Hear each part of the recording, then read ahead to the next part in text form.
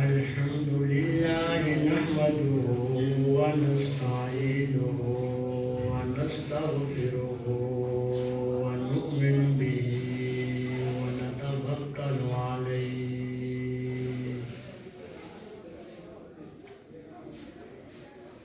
ونعوذ بالله من شرور أنفسنا ومن سيئات أعمالنا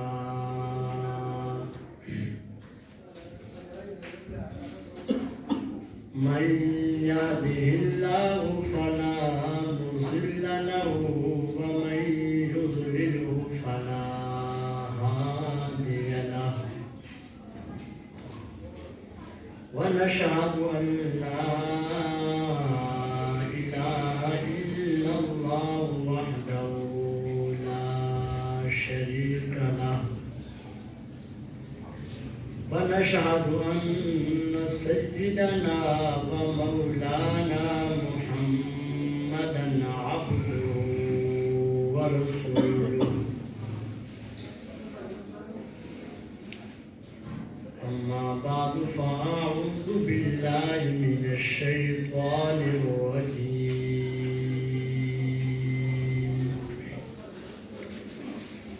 بسم الله الرحمن الرحيم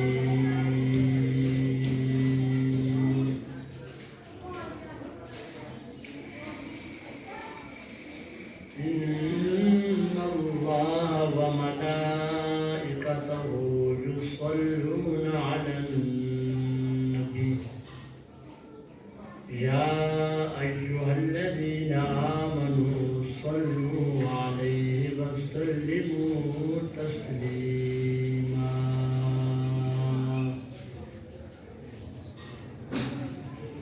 وعن أبي هريرة رضي الله تعالى عنه قال قال رسول الله صلى الله عليه وسلم من صلى علي عند قبره سمعته ومن صلى علي نائيا أبلغته أو كما قال عليه الصلاة والسلام صدق الله ورسوله النبي الكريم تمام اللہ کی خوشی پڑھیں اللهم صل على روح محمد في الأرواح وصل على جسد محمد في الأجساد وصل على قبر محمد في القبور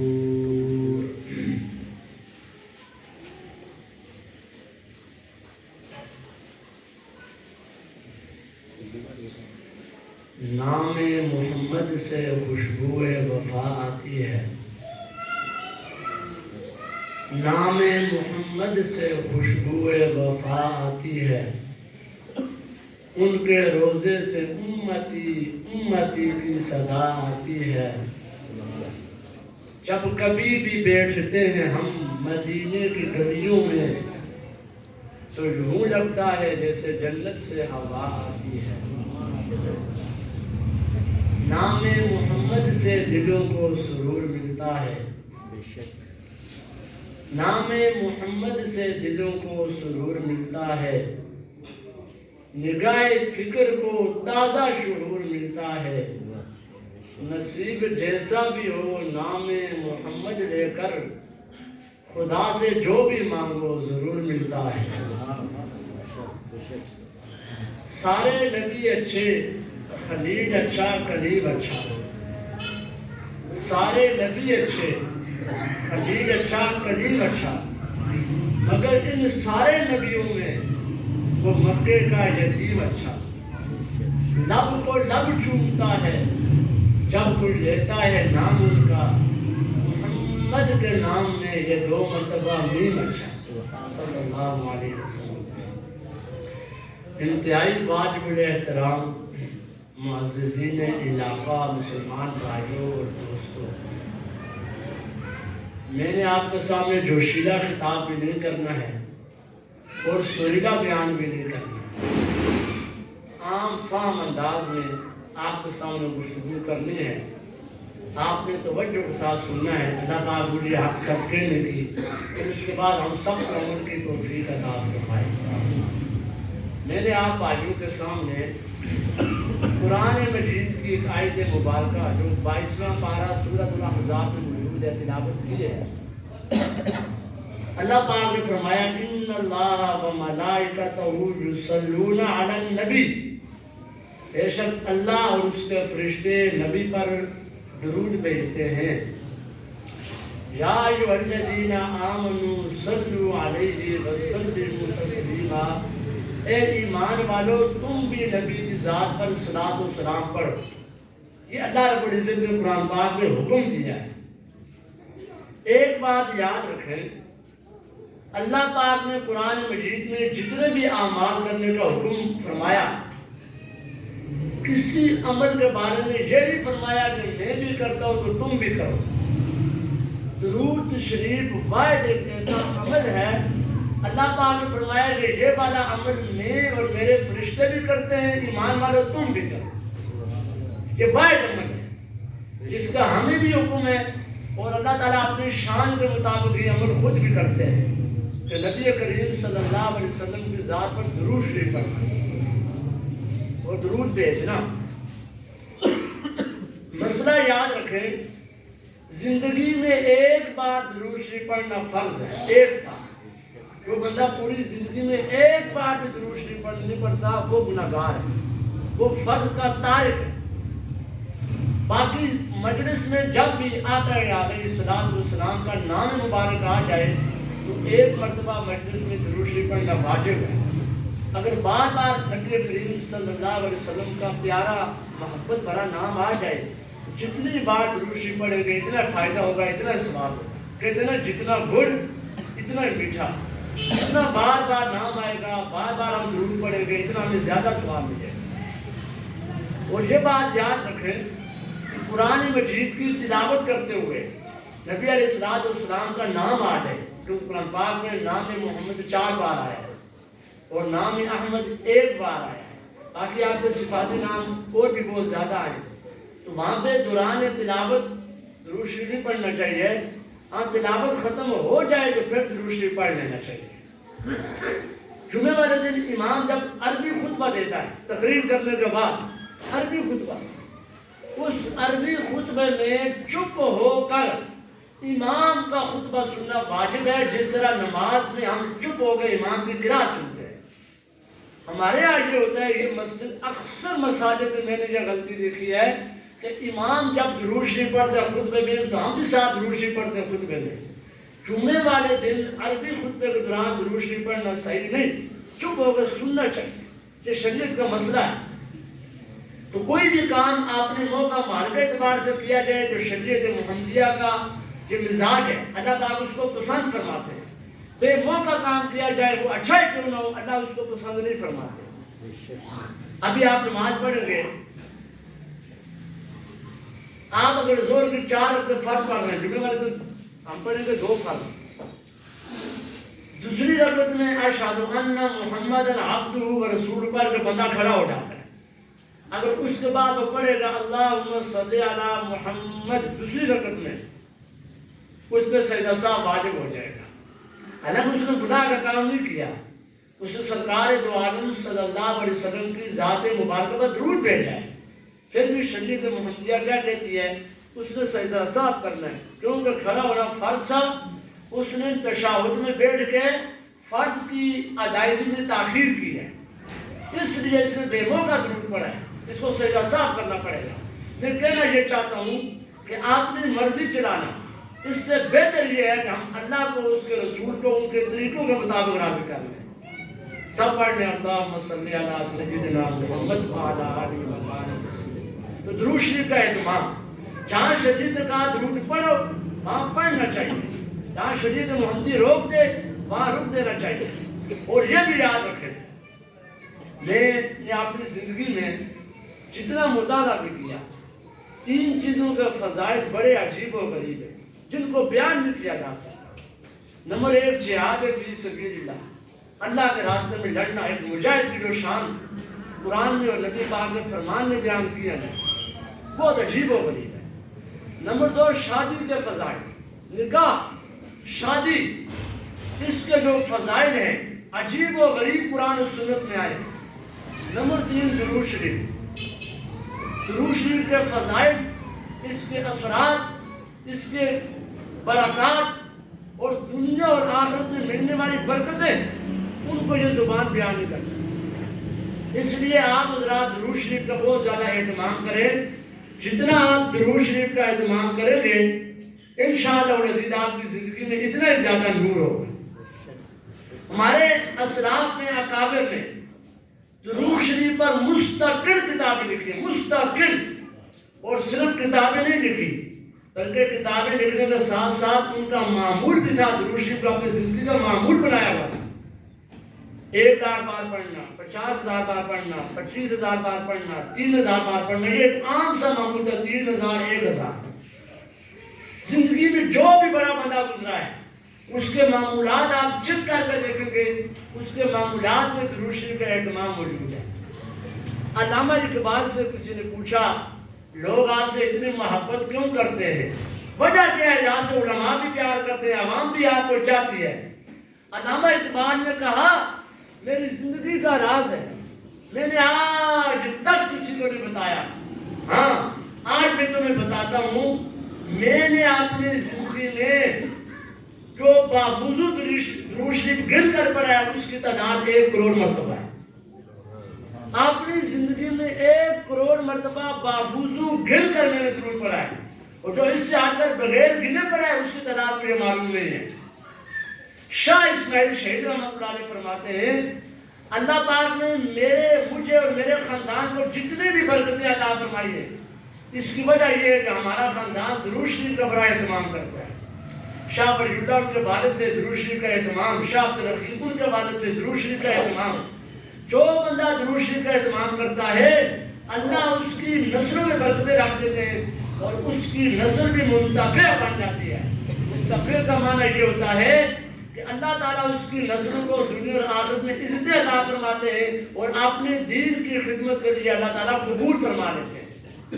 مجھے امید ہے کہ یہ باتیں سننے کے بعد آج کے بعد آپ مزید انشاءاللہ درود شریف کا اہتمام کریں گے.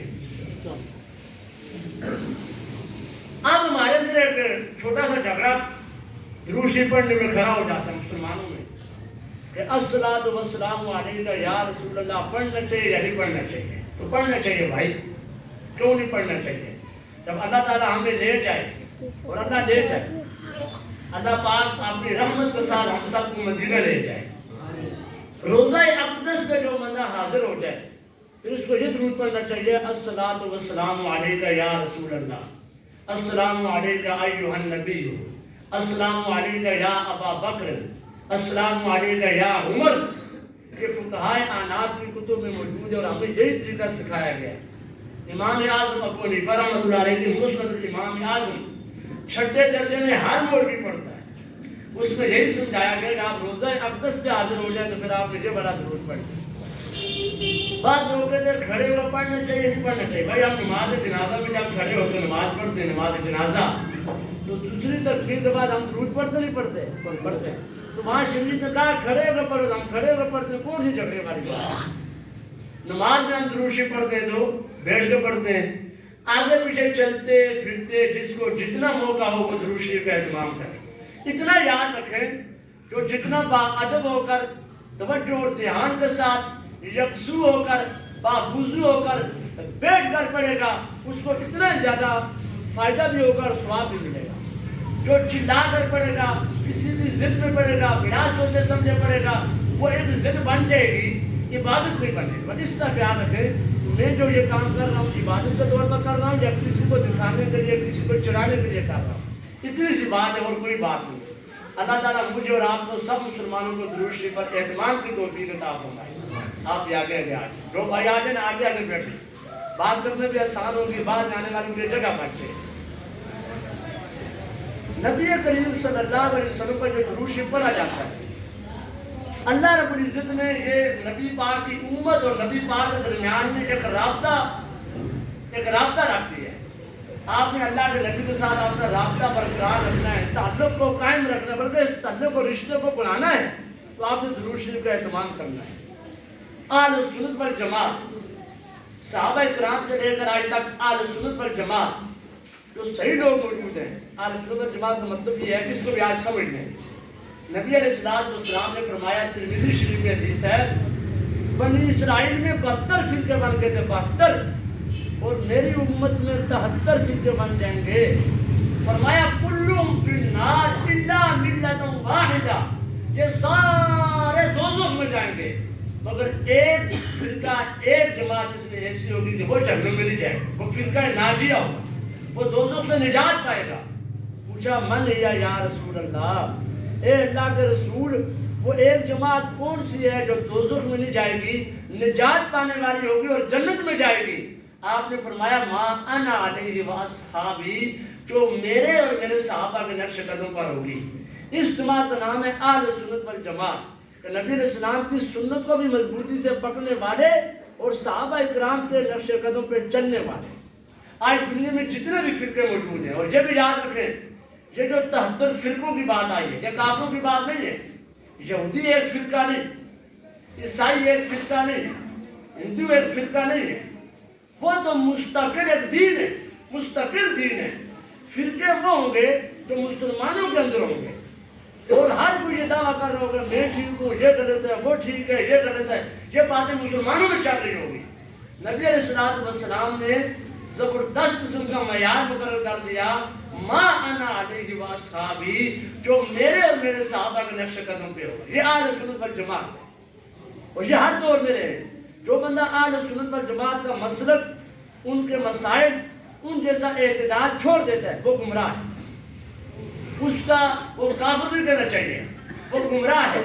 اس کی گمراہی سے بچنا ہے. لوگوں کو آگاہ کرنا ہے کہ یہ بندہ گمراہ ہے یہ حد کراس کر رہا ہے یہ بہت آگے بڑھ رہا ہے یا بہت پیچھے ہٹ رہا ہے. اعتدال پہ یہ بندہ نہیں ہے وہ گمراہ ہے. اہل سنت والجماعت کا یہ عقیدہ ہے. اب آپ سمجھ لیں نبی کریم صلی اللہ علیہ وسلم اپنے روزہ اطہر میں بے تعلق روح زندہ ہے. آپ کو حیات حاصل ہے. نبی کریم صلی اللہ علیہ وسلم کو مدینہ والی قبر میں روح کے تعلق کے ساتھ حیات حاصل ہے.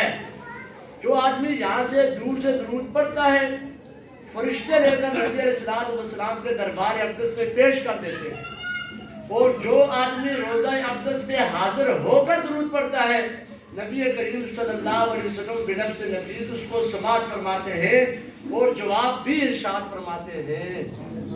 یہ اہل سنت والجماعت کا متفقہ عقیدہ ہے. جو کہتا ہے کہ نبی کریم صلی اللہ علیہ وسلم روزہ اقدس میں زندہ نہیں آپ کو حیات حاصل نہیں یا نبی کریم صلی اللہ علیہ وسلم درود و سلام روزہ اقدس پہ سنتے نہیں اور دور سے فرشتوں کے واسطے سے آپ کے دربار میں صلاۃ و سلام کو پیش نہیں کیا جاتا وہ بندہ گمراہ ہے. اہل سنت والجماعت سے خارج ہے. وہ بندہ صراط مستقیم پہ چلنے والا نہیں ہے. یہ عقیدہ ہے. یہ عقیدہ کہاں سے آیا؟ یہ قرآن پاک سے بھی ثابت ہے حدیث مبارکہ سے بھی ثابت ہے اور الحمدللہ اہل سنت والجماعت مضبوط دلائل رکھتے ہیں آپ نے اس عقیدے پر، آپ کی توجہ ہوگی۔ قرآن مجید میں اللہ پاک نے شہیدوں کے بارے میں فرمایا وَلَا تَقُولُوا لِمَنْ يُقْتَلُ فِي سَبِيلِ اللَّهِ أَمْوَاتٌ بَلْ أَحْيَاءٌ وَلَٰكِن لَّا تَشْعُرُونَ، جو اللہ کے راستے میں قتل کیے جاتے ہیں ان کو مردہ نہ کہو، بل احیاء، وہ زندہ ہے، وَلَٰكِن لَّا تَشْعُرُونَ، تمہیں اس کا شعور نہیں ہے۔ دیکھو نا، ایک مجاہد میدان میں لڑتا ہے، اس کو تلوار لگتی ہے، گولی لگتی ہے، گولا لگتا ہے، وہ قتل ہو جاتا ہے، اس کا جسم کٹ جاتا ہے، خون بہنے لگ جاتا ہے، وہ زمین پہ پڑا ہوا ہے۔ اب ہماری آنکھیں کہہ رہی ہیں کہ یہ زندہ نہیں، ہمارے ہاتھ بھی کہہ رہے ہیں کہ یہ زندہ نہیں، ہمارا شعور ہمیں یہ کہتا ہے کہ یہ زندہ نہیں ہے۔ اب یہ ہم سے بات نہیں کر رہا، یہ حرکات و سکنات اس کی نظر نہیں آ رہی ہے۔ اللہ تعالیٰ نے فرمایا نہیں، تمہیں شعور نہیں ہے کہ میں یہ کہہ رہا ہوں کہ یہ زندہ ہے، ان کو زندہ مان۔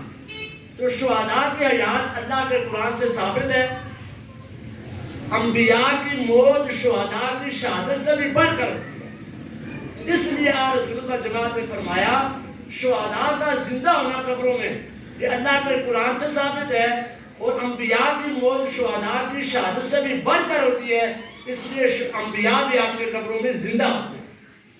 اور نبی کریم صلی اللہ علیہ وسلم کا فرمان مبارک مسند ابی یعلا میں ہے اور صحیح سند کے ساتھ موجود ہے۔ حضرت انس رضی اللہ تعالیٰ عنہ سے حدیث کے راوی ہیں، وہ فرماتے ہیں کہ نبی کریم صلی اللہ علیہ وسلم نے فرمایا الانبیاء احیاء فی قبورہم یصلون، انبیاء اپنی قبروں میں زندہ ہوتے ہیں اور نماز پڑھتے ہیں۔ اب انبیاء اپنی قبروں میں زندہ ہوتے ہیں، اور انبیاء صرف روح کا نام نہیں ہے، صرف جسم کا نام نبی نہیں ہوتا، روح اور جسم دونوں کا نام نبی ہے۔ پھر فرمایا فی قبورہم، آپ کی قبروں میں زندہ ہے، تو ہر نبی کو قبر ملی ہے، ہر نبی آپ کی قبر میں موجود ہے۔ پھر فرمایا کہ وہ زندہ ہے۔ اب ہمارا یہ ایمان ہونا چاہیے، یہ عقیدہ ہونا چاہیے انبیاء اپنی قبروں میں زندہ ہیں، وہ یصلون، وہ نماز پڑھتے ہیں۔ یہاں پر ایک شبہ پھیلایا جاتا ہے، جو لوگ گمراہ ہیں اس بات کو نہیں مانتے، وہ یہ شبہ پھیلا دیتے ہیں کہ نماز پڑھنے کا حکم تو صرف زندگی میں ہے، جب بندہ دنیا میں زندہ ہو اس وقت تو بندہ عبادت کرے، مرنے کے بعد کون سی عبادت آ گئی۔ اس بات کو اچھی طرح سمجھ لیں، اس دنیا میں ہم جو عبادت کرتے ہیں ہم اس کے مکلف ہیں، اگر ہم یہ عبادت نہیں کریں گے تو ہمیں گناہ بھی ہوگا اور ہم سے پوچھا جائے گا قیامت والے دن۔ یہ تکلیفی عبادت ہے، اور مرنے کے بعد عالم برزخ میں جو نیک اعمال کرتے ہیں، نماز پڑھتے ہیں، ذکر اذکار کرتے ہیں، وہ بطور مکلف ہونے کے لیے ہوتا۔ کیا مطلب؟ کوئی وہاں پہ یہ عبادت نہ کرے تو پوچھا نہیں جائے گا۔ وہاں پہ آپ نے روحانی ترقی کے لیے اور اللہ کے عشق میں ڈوب کر انبیاء نماز پڑھتے ہیں، تو یہ کوئی ناممکن بات نہیں ہے، اور اس کا انکار بھی نہیں کرنا چاہیے۔ صحیح مسلم میں حدیث موجود ہے، نبی علیہ الصلوۃ والسلام نے فرمایا مررت لیلۃ اسری بی عند القصیب الاحمر، معراج کی رات سرخ ٹیلے کے پاس میں گزرا، معراج کی رات میں، تو میں نے موسیٰ علیہ السلام کو دیکھا، وَهُوَ قَائِمٌ يُصَلِّي فِي قَبْرِهِ، موسیٰ علیہ السلام اپنی قبر میں کھڑے ہوئے نماز پڑھ رہے ہیں۔ اب موسیٰ علیہ السلام قبر میں کھڑے ہو کر نماز پڑھ رہے ہیں، صحیح مسلم میں حدیث ہے، اور نبی علیہ السلام فرمایا کہ میں نے دیکھا ہے۔ جب نبی علیہ السلام نے فرما دیا انبیاء زندہ ہیں، قبروں میں نماز پڑھتے ہیں، اور معراج کی رات آپ نے موسیٰ علیہ السلام کو نماز پڑھتے قبر میں دیکھ بھی لیا، تو پھر آپ کی یہ حدیث مبارکہ صحیح مسلم میں موجود ہے اور صحیح سند کے ساتھ موجود ہے۔ اہل سنت والجماعت اس حدیث کو نقل کیا ہے، اس کو مانا ہے، کسی نے انکار نہیں کیا۔ پھر آج جو اس کو نہ مانے، اس کا انکار کرے، وہ اہل سنت والجماعت میں سے نہیں ہے، وہ گمراہ۔ آسان سی بات۔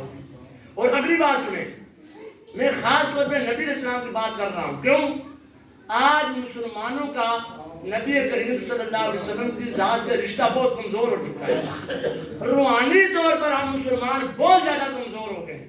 آپ میری طرف توجہ رکھیں، آنے جانے والوں کو بالکل نہ دیکھیں تاکہ بات کرنا آسان ہو، اور آج تھوڑی سی 5 6 7 منٹ بات اوپر بھی چلی جائے گی، اس لیے آپ نے گھڑی کو نہیں دیکھنا، مجھے دیکھنا۔ توجہ ہوگی آپ میرے دوستو، مسلمانوں کا نبی کریم صلی اللہ علیہ وسلم کی ذات کے ساتھ مضبوط رشتہ ہونا چاہیے۔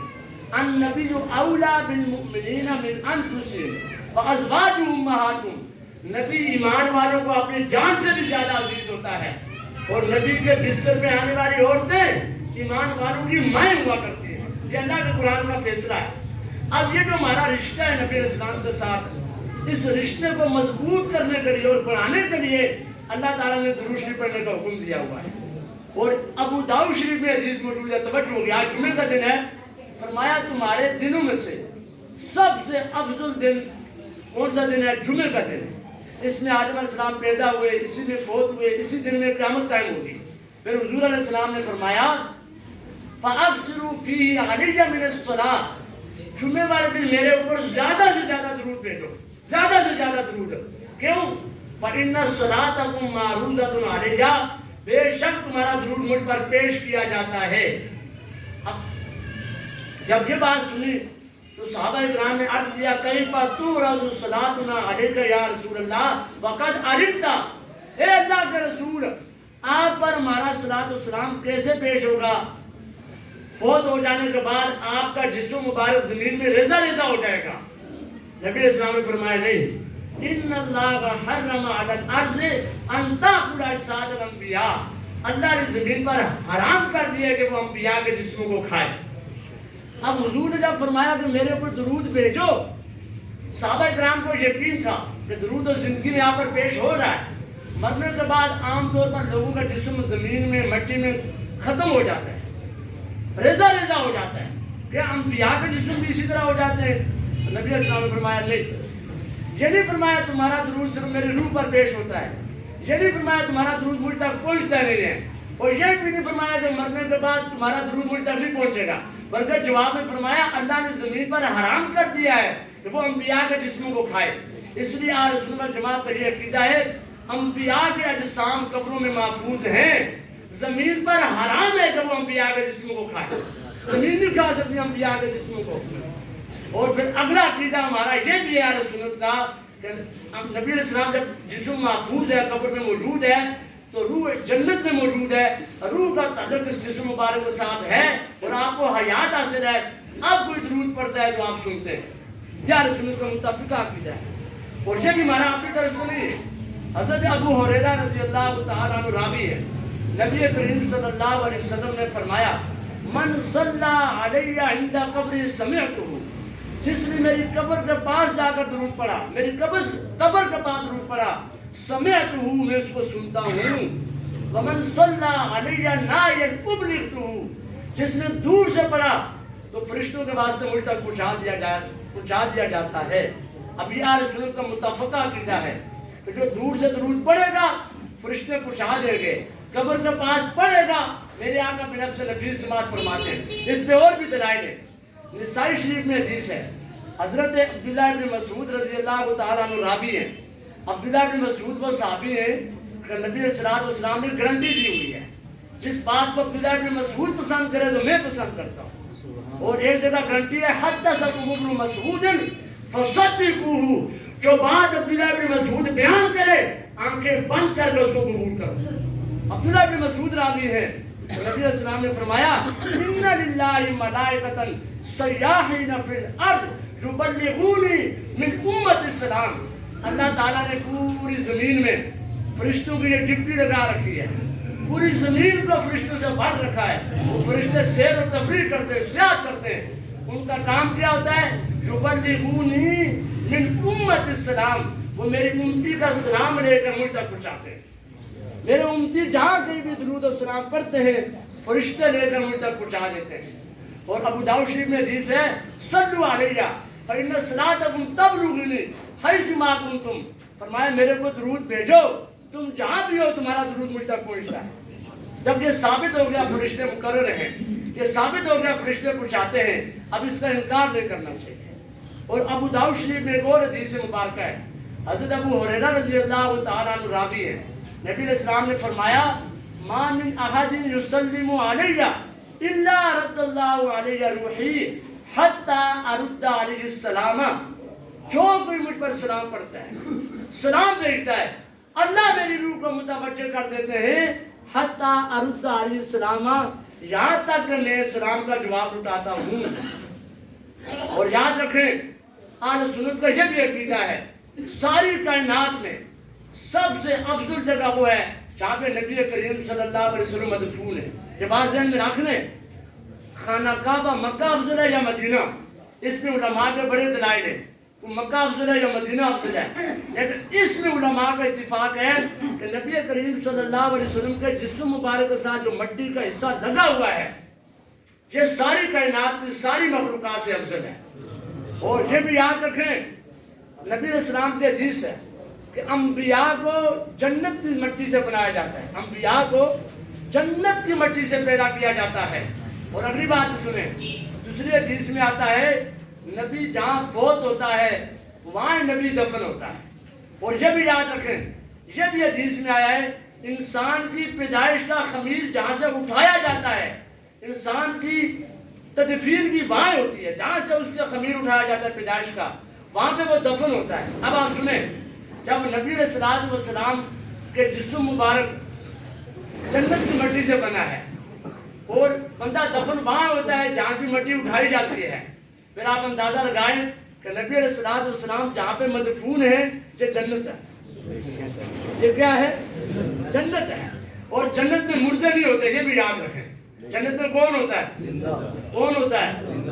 آپ خود ایسے بول رہے جیسے مردہ بولتے ہیں. جنت میں کون ہوتا ہے؟ کون ہوتا ہے؟ کون ہوتا ہے؟ جنت میں زندہ ہوتے ہیں. اور نبی کریم صلی اللہ علیہ وسلم آپ نے اس جنت میں زندہ موجود ہیں.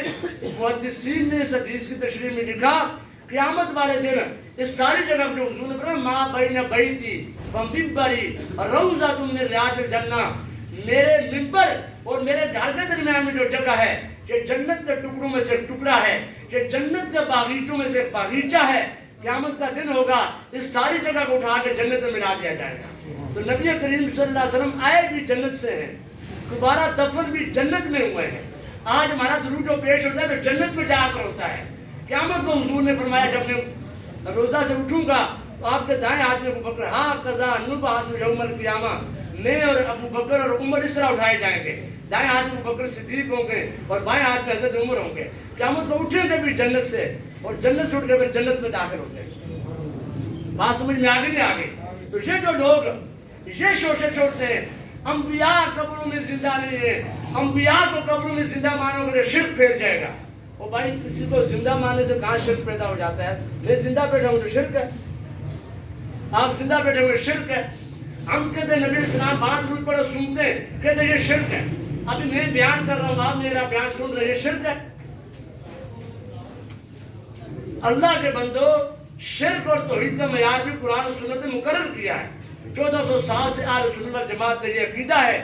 نبی کریم صلی اللہ علیہ وسلم بن تحقیق کروں آپ نے روزہ اقدس میں زندہ ہیں وہاں کھڑے ہو کر درود پڑھو تو آپ نفس نفیس سماعت فرماتے ہیں اور جواب بھی ارشاد فرماتے ہیں. اور دور سے درود پڑھو تو فرشتوں کے واسطے سے آپ کے دربار میں پیش کیا جاتا ہے. یہ سب کا عقیدہ ہے یا نہیں ہے؟ سب کا یہی عقیدہ ہے. لہذا درود شریف کا اہتمام اس نیت کے ساتھ کریں کہ آج ہمارا رشتہ کمزور ہے. ہم نبی علیہ الصلوۃ والسلام کی ذات اقدس سے کافی دور ہو چکے ہیں. روزہ اقدس سے ہمارا رشتہ کٹا ہوا ہے.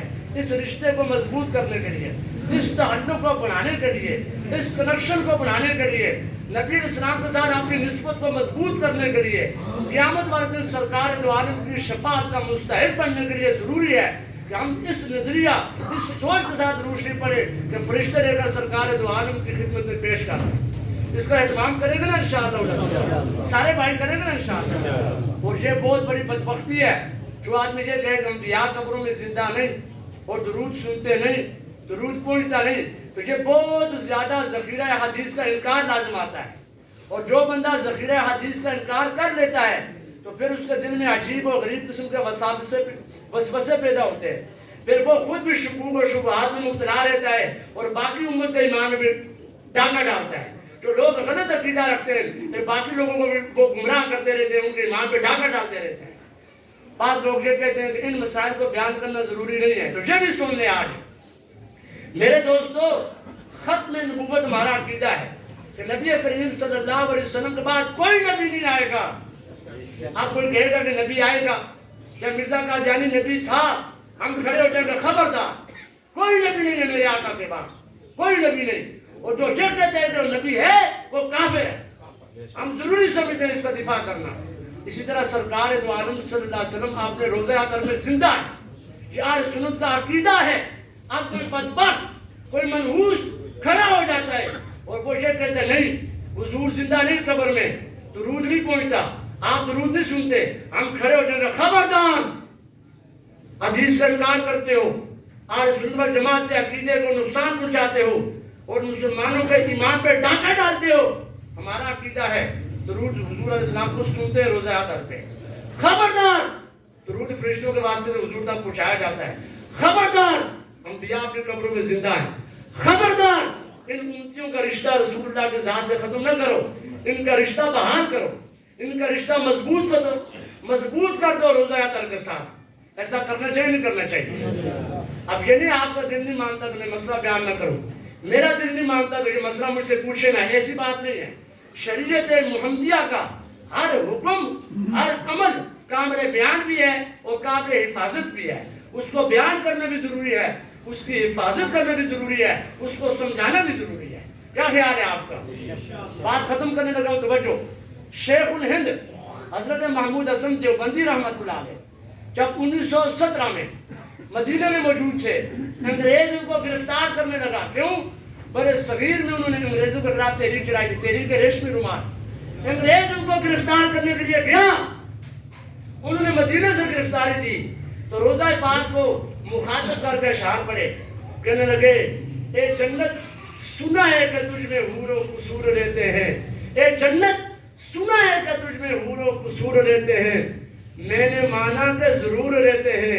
اے جنت کر میرے دل کا طواف, میرے دل میں حضور رہتے ہیں. ان کے ساتھ ان کے شاگرد شیخ العرب والعجم حضرت حسین احمد مدنی رحمۃ اللہ علیہ بھی گرفتار ہوئے. وہ 18 سال سے مسجد نبوی میں حدیث پڑھا رہے تھے, حدیث مبارکہ. یاد رکھو, امام مالک رحمۃ اللہ علیہ جب حدیث پڑھاتے تھے مسجد نبوی میں بیٹھ گئے, وہ یہ نہیں کہتے تھے اللہ کے رسول نے یہ فرمایا, وہ یوں کہتے تھے قال صاحب ھذا القبر, اس قبر والے نے یہ فرمایا ہے. شیخ العرب والعجم حضرت مدنی جب مسجد نبوی میں بیٹھ کے حدیث پڑھاتے تھے لوگوں کو, وہ یوں کہتے تھے قال صاحب ھذا القبر, اس قبر والے نے یہ فرمایا ہے. جب وہ گرفتار ہوئے, انہوں نے بھی روزہ پاک کو مخاطب کر کے اشعار پڑھے, دمکتا رہے تیرے روزے کا منظر, دمکتا رہے تیرے روزے کا منظر, سلامت رہے تیرے روزے کی جاری, ہمیں بھی عطا ہو وہ شوق ابو ذر, ہمیں بھی عطا ہو وہ جذبہ بلانی. ایسا جذبہ ہونا چاہیے نہیں ہونا چاہیے. نبی صلی والسلام کی ذات اقدس کے ساتھ اپنا رشتہ مضبوط کرو, درود شریف کا اہتمام کرو اور یہ عقیدہ پختہ رکھو. کوئی بندہ آپ سے بات کرے یہ دلیل ہے وہ دلیل ہے, یہ آیت ہے وہ آیت ہے, آپ نے کہنا بھائی تجھے آیتیں سننے سنانے کا زیادہ شوق ہے نا, ہمارے مسجد کے مولوی صاحب سے جا کے پنگا لے لے, وہ تجھے انشاءاللہ تیرا دماغ ٹھیک کر دیں گے. میں عام آدمی ہوں, میرے سامنے مرزائیوں کی طرح آیتیں پڑھ کے اپنی طرف سے مفہوم بیان کر کے میرا ایمان خراب نہ کر. بات سمجھ آ گئی؟ آسان سی بات. خبردار کسی بندے سے بات کرو. یہاں گجرانوالہ کا واقعہ ہے, بات لمبی ہو رہی ہے. ایک بابا تھا, عام بابا, اس کو مرزائی نے یہ پوچھا کہ مجھے یہ بتاؤ کہ نبی اسلام کا نبی ہے؟ اس بابے نے کہا نبی نہیں ہے. یہ مسلمان تھا نا, کہا نبی نہیں ہے. اس نے کہا کہ نبوت رحمت ہے یا زحمت ہے؟ بابا نے کہا نبوت رحمت ہے. تو مرزائی نے کہا کہ نبی اسلام کا رحمت کو بند ہونا چاہیے یا قیامت تک جاری ہونا چاہیے؟ اب وہ چپ ہو گیا بابا. مرزائی نے کہا اللہ کے بندو, ہم تمہیں یہی سمجھا رہے ہیں کہ نبوت اللہ کی رحمت ہے, یہ قیامت تک جاری رہے گی. اور یہ جو مولوی ہے نا یہ کہتے ہیں کہ نہیں رحمت بند ہو گئی ہے. اتنی سی بات کرنے پر گجرانوالہ کا وہ بابا مرزائی ہو گیا. لہٰذا آپ ایسے لوگوں کے ساتھ بحث مباحثہ بالکل نہ کریں. آپ بات دلائل نہیں ہوں گے, آپ کو مسئلے کا پتہ نہیں ہوگا, آپ پھنس جائیں گے, آپ کا ایمان لوٹ لیا جائے گا. اور حضور نے فرمایا تھا قطع اللیل المظلم میں قرب قیامت میں رات کے اندھیروں کی طرح, اندھیرے ٹکڑوں کی طرح فتنے آئے گے, فتنے, اور ایمان بچانا مشکل ہوگا. حدیث میں صاحب ہے صبح کو بندہ مومن, شام کو کافر, شام کو مومن سوئے گا تو صبح کو کافر ہوگا. اور اس طرح جو یہ آتا ہے نا, لوگ قرب قیامت میں اپنی بیویوں کے ساتھ زنا کریں گے. سوال یہ تو پیدا ہوتا ہے بندہ بیویوں کے ساتھ کیسے زنا کرے گا؟ وہ اسی طرح ہوتا ہے کہ ہم اپنے منہ سے ایسی بات کہہ دیتے ہیں کہ ہمارا ایمان چلا جاتا ہے. جب ایمان جاتا ہے تو نکاح ٹوٹ جاتا ہے. اب ہم اپنی بیوی سمجھ کر ان کے پاس جاتے ہیں کہ وہ زنا ہوتا ہے. اس لیے اپنی زبان کی حفاظت اور باطل فرقے کے کسی مولوی کی تقریر نہ سنا کریں، کسی کو سننے کی کوئی ضرورت نہیں ہے، اور کسی کے ساتھ بات نہ کیا کریں، اہتمام کریں گے نا انشاءاللہ۔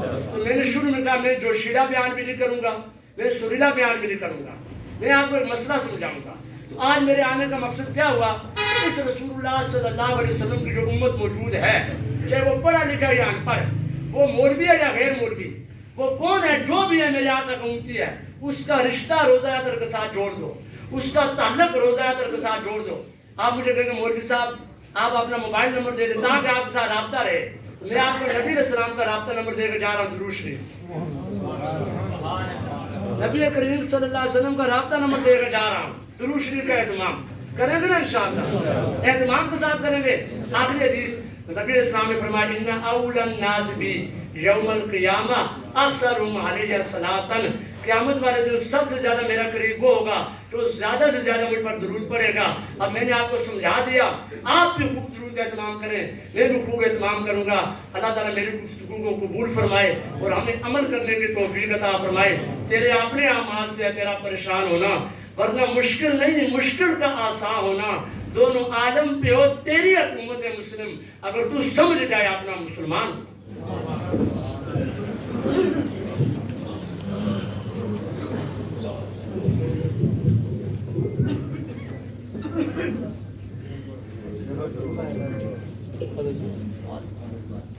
بچے